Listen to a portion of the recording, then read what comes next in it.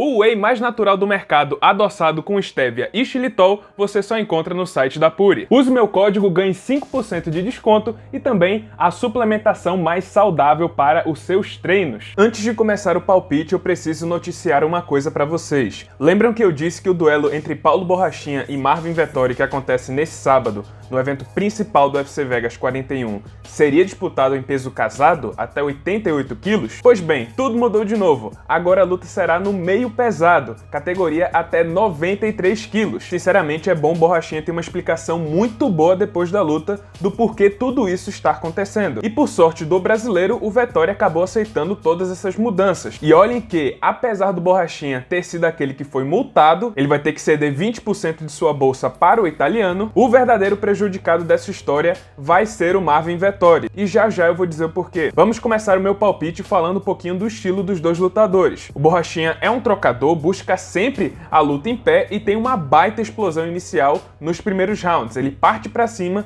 para encerrar a luta logo. Já o Vettori é aquele típico wrestler pragmático, que busca a queda o tempo inteiro, consegue lutar 5 rounds completos sem problema e tem uma trocação básica, que serve apenas para auxiliar na execução do seu plano principal. A princípio, tendo em vista que Borrachinha é um lutador de jornadas mais curtas e o Vettori de jornadas mais longas, pela lógica, o italiano seria o favorito nesse sábado, já que a luta vai ser de 5 rounds. Mas eu acredito que não vai ser assim tão simples, começando pelo fato de que a trocação do Borrachinha é muito superior à do Marvin Vettori, que se resume em um boxe amador e pouquíssimo uso de chutes, o que tornam ele bastante previsível na luta em pé. Segundo que, apesar de ser um cara da trocação, o Paulo Borrachinha começou no MMA a partir do jiu-jitsu. Ele treina com seu irmão mais velho Borracha e é faixa preta da modalidade. Isso significa que caso o Vettori consiga a queda, o Borrachinha provavelmente vai saber se virar no chão. Isso se o Vettori conseguir quedar com efetividade, porque não há como negar, o fato da luta acontecer na categoria dos 93 quilos significa que Borrachinha terá uma certa vantagem, porque ele cortou menos peso, vai entrar mais forte e, consequentemente, oferecer uma resistência maior quando o Vettori tentar quedá-lo. Agora eu queria voltar um pouquinho e falar sobre a última atuação do Paulo Borrachinha. Sim, aquela derrota humilhante que ele sofreu para o Israel Adesanya. O brasileiro, na época, foi muito criticado por não ter partido para cima logo de início,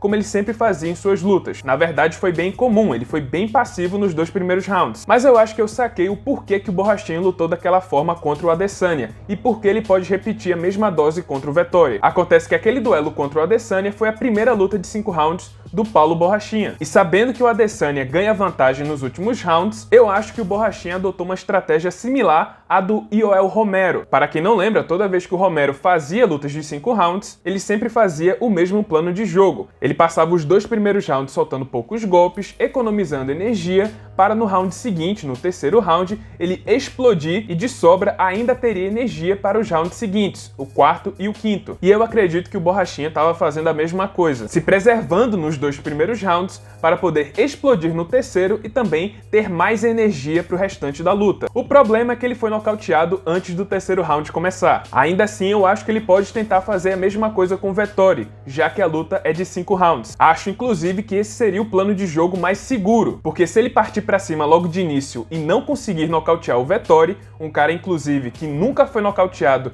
e nunca sequer levou um knockdown na carreira, o Borrachinha vai ficar em apuros. Vai cansar nos 2 primeiros rounds e ainda vai ter que lutar mais 3 com um cara que não costuma cansar. Então, se minha teoria estiver correta, o Borrachinha nesse sábado vai adotar novamente o plano Romero e provavelmente conseguir a vitória por pontos. Mas se ele entrar como Borrachinha clássico, partir pra cima logo de início e cansar nos 2 primeiros rounds, aí eu acho que o Vettori tem tudo para vencer. Vai ter ainda mais 3 rounds para dominar o brasileiro. Mas como eu preciso dar um palpite final, eu acredito na vitória de Paulo Borrachinha. Mas se você não acredita no meu palpite, tem também uma simulação que eu fiz no UFC 4. Você pode conferir esse vídeo lá no meu canal de games. O link tá aqui na descrição, assim como minhas redes sociais e a minha conta na Twitch. Sigam lá que eu tô sempre postando conteúdo. E é isso, pessoal. Esse foi o vídeo de hoje. Muito obrigado por terem assistido e até a próxima.